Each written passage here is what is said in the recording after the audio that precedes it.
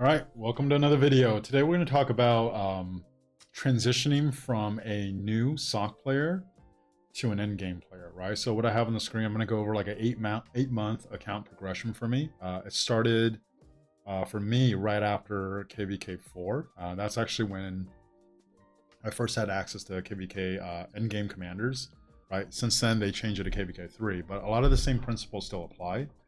Let's actually get into this. Here on the screen here was actually my account December 1st, 2023. This was actually from the first video I ever made for this channel. At the time, you can see I had 6 sets of equipment, right?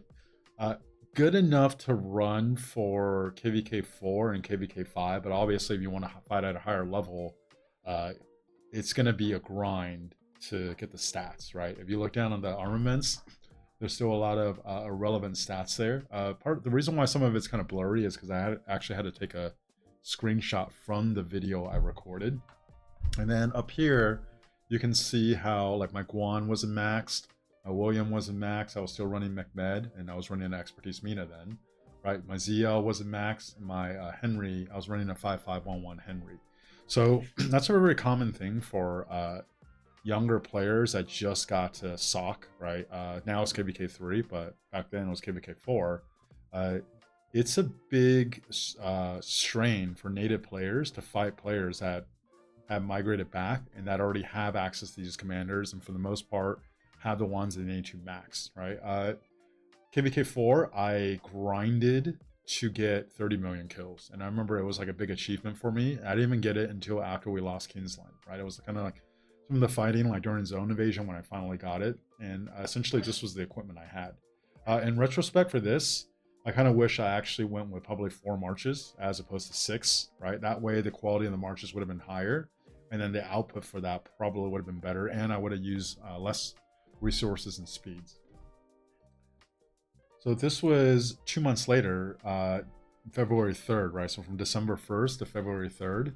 At this point, I had already finished KVK5. I also got like 33 million kills, but it was way easier. We never had a Kingsland fight, just the Diplo, the ally situation. Our strongest ally actually quit after the first 2 days of fighting in Zone 5 and essentially killed the KVK, right? So we had some fighting, and before past 7 even open, I actually got the 30 mil kills. And then there was a little bit of like just killing troops when past 7 open, and that was it. So by then it was a lot easier, right? So at this point, I was 2 KVKs, or 2 KVKs removed from when I first got the endgame commanders, right? So KVK4 and KVK5. You can see up here, my Guan still wasn't max. I was working on him in the dailies. And then Joan and Herman, I was kind of working on simultaneously with a wheel, right? Probably kind of maxed them, but I was just spinning the wheel. Even this first one in December, and then in February, most of my spending was actually going towards commanders and some armaments, and I was actually spending very little on equipment. Okay, so you can see obviously the equipment did get a little bit better. Armaments got cleaned up a little bit here. This account right here, knowing what I know now in this last KVK, so last KVK I got a little over 2 bill kills. If I actually tried to fight with this account in our last KVK, I think I probably would have been able to pull about like 1.5, right? So maybe it's like 25% worse than what it was last KVK for me. But by the end of KVK5, I think I at least, unless it's at the like the highest Imperium, I could at least be pretty competitive with most other like high AC and low M kingdoms. All right, so again, let's go to the next one, which is a month later, right? So the last one was February 3rd. Now it's March 7th. At this point, right, I had almost all caught up with my commanders. This is when I started focusing more on armaments, just because you can see there's very little armaments with irrelevant stats here now, just because they changed a lot of the armament system, which made it easier to progress that faster. And then I was starting to actually invest in a lot more in equipment there. Now this one, March 7th, this was like 3 days after I migrated into 2268. So I don't think I actually publicly said this, but this year in 2024 so far, I've only played in 1 KVK. And if anyone that knows me or has been in 68 with me, they know I love being in KVK and fighting.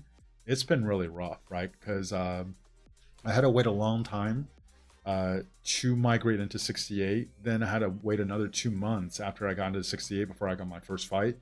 Obviously, KVK ended, and we're essentially max skipping, just because of the turmoil. People had to migrate out into this next KVK. So I actually only had one KVK, right? But this equipment was right after I migrated into 68, and about a month and a half, close to 2 months before I actually had fighting. So at this point, you can see once the commanders are caught up, right, I would start actually diverting all of my spending, or most of my spending, towards getting mats for equipment. And you're going to start seeing like a bigger jump in equipment from there. So right now, right, I have 1, 2, 3, 4 legendary accessories, right? And then this is actually, I don't know why I only had it 22 days later. Wait, I think I must have still had 4. But I think the armaments change a little bit. Let's just skip this one because not too much change in between that time, right? And then May 15th, right? So now we're about 2 months after the last one. You could see the armaments at this point is pretty much done, right? There's still some stuff to work on. So obviously every single one of these, you can see there's no irrelevant stats. But really when I'm looking at armaments, right, I'm actually looking at the inscriptions first. So it's pretty obvious I only have one special inscription. That's a balance from the shards. I don't have hunters, right? So even though the armaments are pretty good, but because of the lack of special inscriptions, I wouldn't call my armament set elite by any stretch, just because, you know, you need the special inscriptions to really put it to that level.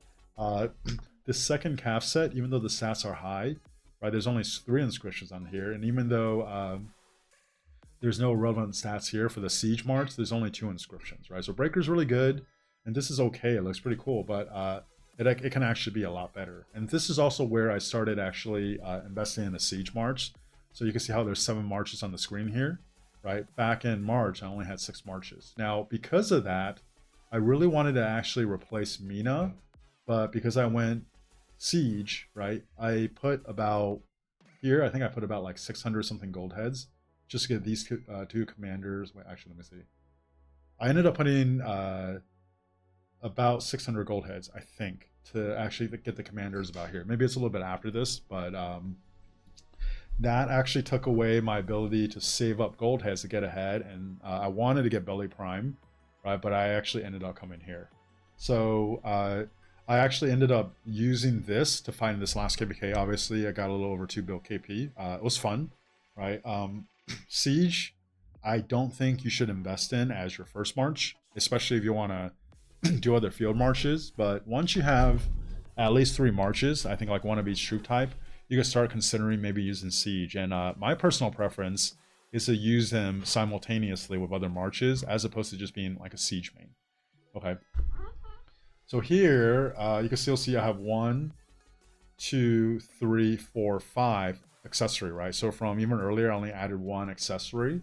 But then this is May 15th, right? About 2 months later. So now, well, actually a month later, now we're out of KVK, right? This is when almost all of my attention has started being diverted towards equipment, right? So since then, I think I added another accessory here. So now 1, 2, 3, 4, 5, 6, 7. So I added 2 more legendary accessories in about a month since the one before. So my last one was May 15th. Now it is June 14th. I actually added 2 more legendary accessories, which is actually a little faster pace than what I've been calculating. Right now, I'm getting enough mats to make 1 legendary accessory about every 3.5 weeks, right? And the goal actually is to get to 11 accessories. I'll show you on this last one. So a month later, right now we're on July 18th, which is when I'm recording this. You can see now I have 1, 2, 3, 4, 5, 6, 7, 8, 9. So I added 2 more legendary accessories in the last month, right? So the goal is to actually get to 11 legendary accessories. So you can see right here I have 4 rings, 1, 2, 3, 4. Right, so the next ring I crat is going to be a pity crit. I've been very, very unlucky with the crits, actually. All the crits on here are natural crits, right? So for all the actual legendaries I crafted, I only got 1, 2, 3, I think that's it, right? 3 natural crits, right? It's actually pretty low. It's well below that 11% mark. That's supposed to be the average, right? So next legendary accessory I'm going to craft is going to be a ring, and I'm going to get rid of this ancient stratagem here. And then I'm actually going to keep the flags. March speed, especially on a blue flag, you know, it's really cheap to craft, and it's very, very useful, especially for archer right now. Right, so equipment wise, I'm looking to craft a ring next, and then after that, I'm probably gonna do a horn, and then I'm gonna stop there for a while, right? So then that's gonna give me 11 legendary accessories, and then I'm gonna have 3 blue flags, totaling 14 accessories for 7 marches. Once I craft the ring and the horn, and I get rid of this Delanes, and honestly, I might not even do the horn for a while. Just because the lanes, if you don't understand the mechanic of siege, right? For siege, when you do normal attacks on people, shooting people at range, you'll do a basic attack, and then you're gonna get a counter attack back. And then the Delanes does a 5% counter attack decrease, right? So you take 5% less counter attack damage. So unless you're getting like targeted in melee range or getting swarmed down, it's acting like a 5% all damage decrease accessory. It's mid to, you know, whatever for regular field marches, but for a siege march it's actually really, really good. And the reason why I have the horn on the siege march is just because if anyone that used siege, you understand for some reason the rage generation on the march really seems to be lacking, and a horn actually would really benefit that march probably more than any other march. From here, you can see earlier I showed that my second cav march only had 3 armaments. Now I added 4 armaments. Every one of these 6 have don't have any relevant stats, and I actually went from 2 inscriptions to 5 inscriptions for my siege. Right, so the armaments obviously made a big jump. I'm doing a lot more equipment now. The big thing is, I'm not sure now if I'm actually going to invest in Belly Prime. You know, I even made a video saying I was going to invest in him, but then after that, I decided to go Siege, which kind of set me back a little bit. And then now, right, I'm going to have about enough to max William Wallace, probably about 2 weeks after he comes out, right? And then after that, it's going to be the next Archer, right? So I'll probably be able to get ahead enough to instant max the Archer. But then after that, right, we're looking at Leadership or Siege, and then maybe Cab after that. So I might actually go for Belly after the next Infantry and probably the Archer. And I still want to max the Cordoba. The Margaret, I'm not going to max. I'm anticipating that the Margaret dailies is going to come out like soon-ish. And from there, I'll just work on Margaret and the dailies.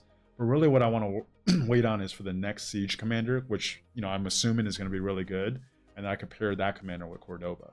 Okay, as far as this last accessory, a lot of it actually depends on what the next Siege Commander is, right? Because there's an Immolating Plume, which is a accessory specifically for Siege. But right now, the way it's designed, it actually works terribly with the current Siege meta. Because if I'm running Margaret Cordoba and I'm running the Immolating Plume, it has a higher percentage to trigger a damage increase.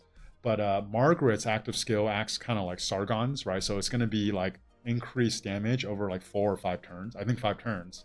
So if you have the Immolating Plume, more often than not, it's going to boost one of those 5 turns. So you're getting a boost, but it's like not that big.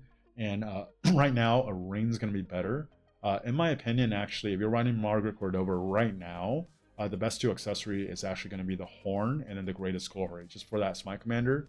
Because, you know, you get 5% extra normal damage. And then because you have a Smite Commander in Cordoba, the Smite damage AoE actually would really help that a lot. Okay, so I do actually want to wait until the next Siege Commander is announced and released to kind of determine whether I'm going to go with Immolating Plume, right? If I'm replacing Margaret, if I'm going to go with Greatest Glory. So I probably won't invest there just because the Delane's Amulet actually is really good. For this, if your armament is around where this is, where you know, could the stats be higher, right? Obviously, if you look at some of these, ideally everyone shoots for like 30%, so you have like 10% of each stat. Some of them are a lot lower because there's March speed, all damage, right? Can these stats down here be higher? Yes, but at this point, unless I can actually replace a inscription with a better inscription, I I think it's better to just save up your transmutation stones and crystals for, say, either a rare inscription, if you're super lucky, a special inscription, or even a double inscription, and then roll there. Or else, you know, it's going to be a lot of resource costs just to get a little bit of a percentage increase in the stats. To me, since I'm not rally or garrison, I don't think it's really worth it. So for me right now, once I kind of get rid of this last irrelevant stat on my flag for my armament, I'm actually going to just start saving up, hoping I could get a rare inscription in a place where it's a big upgrade in the inscription. Or if I get even more lucky, I get a good double inscription or a special inscription. That's where I'm going to spend. As far as the equipment, one more ring, right? Guarantee crit, and then probably one more horn. And after that, I'm actually going to run 3 blue flags, and then 11 legendary accessories on my marches. The reason why I actually decided to go accessories first, as opposed to filling out all these purples, is just because for these, you can see I'm already really behind in iconic crystals, right? And for all of these ones that I haven't upgraded yet, if I can't put an iconic crystal in there, honestly, the legendary upgrade for the compared to the epic crit, it's not that big without an iconic crystal, right? And since I can't get an iconic crystal in there anyways because I'm behind, I might as well work on the bigger items, right? Like all these accessories, because the legendary accessories, even without an iconic crystal, is a big upgrade over the blue flags or even the epic, right? So I might as well work on that first, get that done, and then once I'm done with the accessories, replacing these epics actually will be really quick, right? Another way to think about it is like on average, every legendary accessory will come out to about like 2.5 normal legendary pieces, right? Not counting the weapon. So once I actually am done with the legendary accessories, it'll be pretty quick where I can start filling out all of my equipment with legendary equipment. So that's kind of where my account is right now, right? You can tell I'm eager to go into KVK. We should be taking this next pop, and then hopefully I'll be in Lost Kingdom and by the end of July, right? And then we get to see what our matchup is, and I can actually like get excited and looking forward to fighting again. All right, you guys watch all the way to the end. Please leave please drop a like onto the video. If you haven't yet, please subscribe, right? And then thank you guys for watching. I'll talk to you guys next time.